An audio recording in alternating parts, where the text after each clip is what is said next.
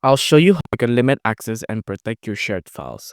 So for example, on Google Drive here, I want to limit the access of this specific file, this logo of Apple Pay. All you have to do is that you have to go on the three dots here, and then you want to tap on share. Now on share, tap on share again. Now on here, it'll open the permission table here, right? Now on the permission table here, you can see right now it says it's restricted. You want to make sure it's restricted and not with anyone with the link. If it's anyone with the link, then obviously anyone with the link can open your file and then they'll be able to do things to it. So if you want to keep it restricted, just keep it restricted. Now, how do other people access it then? We can add it, we can share them, right? So we can share it to them. Basically, it'll just add them into this file, but not other people. So for example, I want to add John Doe, for example, right? So John Doe at gmail.com, for example. We just have to tap on that, and then we can notify the people, we can message them, and then we can tap on share here.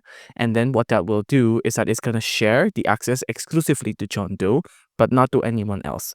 So all you have to do is that to accept it, you just have to accept it on his email, and after that you can get the access to the file, be it downloading, editing, deleting, or things like that. But if you do want to make it easier, you can also do anyone with the link. But if you don't want anything to happen, you can just also make sure they're only a viewer or a commenter and not an editor, because if they're an editor, that means they can change the file, they can delete it, they can move it around and things like that.